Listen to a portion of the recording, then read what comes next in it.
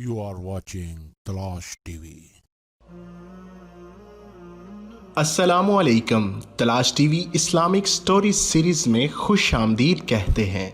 दोस्तों, आज का इस्लामिक वाक़या हाबील काबील के बारे में है। ये उस वक्त का वाक़या है जब रोए ज़मीन पर इंसानी ज़िंदगी इब्तदाई हालत में थी और हज़रत हवा के बतन से एक लड़का और एक लड़की पैदा होते थे।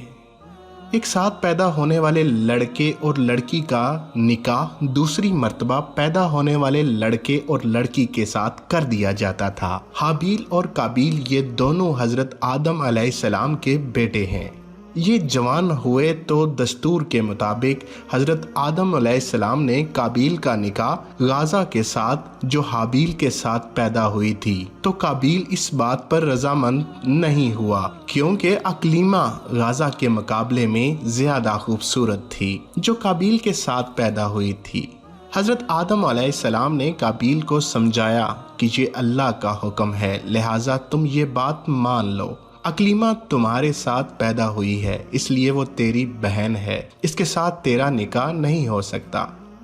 मगर काबील अपनी बात पर अड़ा रहा। बिलाहिर हज़रत आदम अलैहिस्सलाम ने इन दोनों भाइयों को हुक्म दिया कि तुम दोनों अपनी अपनी कुर्बानी अल्लाह के हजूर में पेश करो। जिसकी कुर्बानी मकबूल होगी वही अकलीमा से निकाह का हकदार होगा। इस ज़माने में कुर्बानी की मकबूलियत की इलामत ये थी कि लोग अपनी कुर्बानियाँ पहाड़ पर रख देते थे और आसमान से आग आकर इन्हें खा जाती थी।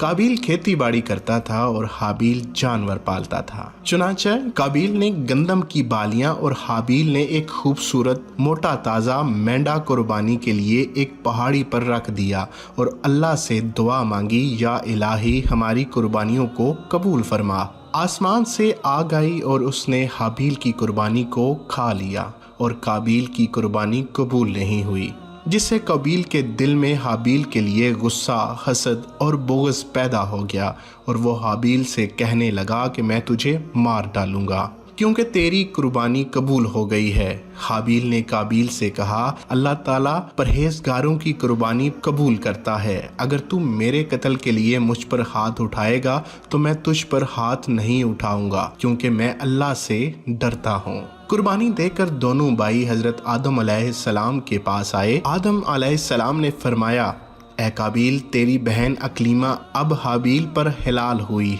और तुझ पर हराम। काबील अब मायूस हो चुका था कि अकलीमा इसके निकाह में नहीं आ सकती, इसलिए वो हाबील को मारने की तदबीर में रहने लगा। इस दौरान आदम अलैहिस्सलाम जब मक्का चले गए तो एक दिन काबील ने देखा कि हाबील सो रहा है, तो सोचने लगा कि उसे किस तरह से मारूं, क्योंकि इस ज़माने तक किसी ने किसी को नहीं मारा था। जब शैतान ने देखा कि उसे कत्ल करने का तरीका नहीं आता तो उस लायन ने एक जानवर पकड़ा और उसका सर एक पत्थर पर रखकर दूसरा पत्थर जोर से उसके सर पर दे मारा, जिससे वो जानवर उसी वक्त मर गया। ये तरकीब देखकर काबील ने अपने भाई हाबील के साथ यही किया और ज़मीन पर से एक पत्थर उठाकर हाबील के सर पर दे मारा और अपने बेगुनाह भाई हाबील को कत्ल कर दिया। हाबील के कत्ल के बाद काबील ये सोचकर बेहद परेशान हुआ कि अब इस लाश का क्या करे।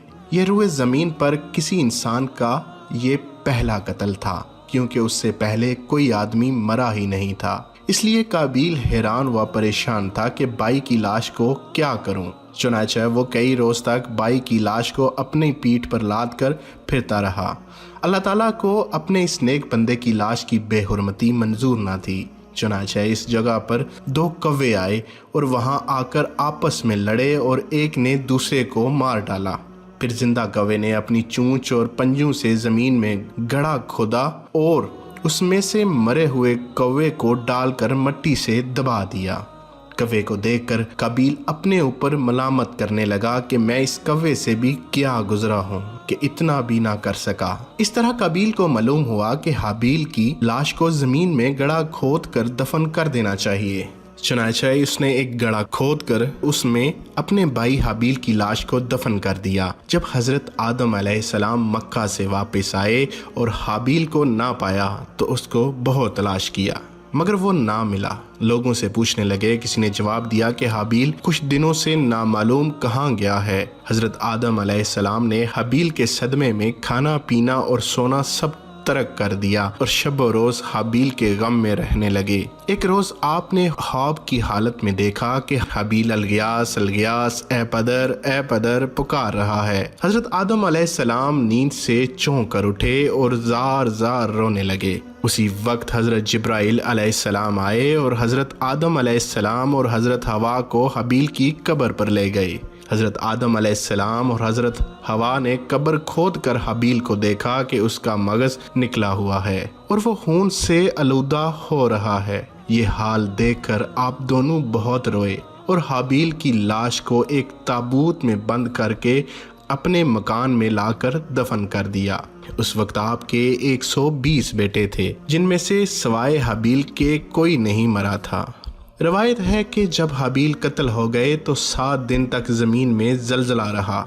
قابیل جو بہت خوبصورت تھا، بھائی کا خون بہاتے ہی اس کا چہرہ بالکل سیاہ اور بدصورت ہو گیا۔ آدم علیہ السلام نے قابیل کو اپنے دربار سے نکال دیا اور وہ یمن کی سرزمین عدن میں چلا گیا۔ وہاں ابلیس اس کے پاس آ کر کہنے لگا کہ حابیل کی قربانی کو آگ نے اس لیے کھا لیا تھا کہ وہ آگ کی پوجا کرتا تھا، لہٰذا تو بھی آگ کی پرستش کیا کر۔ چنانچہ قابیل پہلا شخص ہے جس نے آگ کی پرستش کی، اور زمین پر یہ پہلا شخص ہے جس نے اللہ کی نافرمانی کی اور زمین پر خون ناحق کیا۔ یہ وہ پہلا مجرم ہے جو جہنم میں ڈالا جائے گا۔ حدیث میں ہے کہ زمین پر قیامت تک جو بھی خون ناحق ہوگا، اس کے عذاب کا ایک حصہ بوجھ اور گناہ قابیل پر بھی ہوتا ہے، کیونکہ اس نے سب سے پہلے قتل کا طریقہ ایجاد کیا۔ قابیل کا انجام یہ ہوا کہ اس کے ایک لڑکے نے جو کہ اندھا تھا اس کو پتھر مار کر قتل کر دیا، اور یہ بدبخت آگ کی پرستش کرتے ہوئے کفر و شرک کی حالت میں اپنے لڑکے کے ہاتھ مارا گیا۔ کسی بے گناہ کو قتل کرنا، ناحق خون کرنا بہت بڑا جرم ہے۔ قابیل نے غصہ، حسد اور بغض میں گرفتار ہو کر اپنے بھائی حابیل کو قتل کر دیا۔ اس سے معلوم ہوا کہ حسد، غصہ اور بغض انسان کے لیے کتنی بری اور خطرناک قلبی بیماری ہے۔ اللہ تعالیٰ نے قرآن میں ارشاد فرمایا ہے، جو شخص کسی کو بلا وجہ مار ڈالے جبکہ اس نے نہ کسی کو قتل کیا تھا اور نہ زمین میں فساد پھیلایا تھا، تو گویا اس نے تمام لوگوں کو قتل کر دیا۔ اور جو شخص کسی بے قصور شخص کے قتل سے باز رہے گا، گویا اس نے تمام لوگوں کو زندگی دی۔ یہ فرمان خداوندی پارہ نمبر 6 سورۃ مائدہ سے ہے۔ اللہ سے دعا ہے کہ وہ ہم سب کو غصہ، حسد، بغض اور تکبر سے بچائے اور ان سے ہماری حفاظت فرمائے۔ آمین ثم آمین۔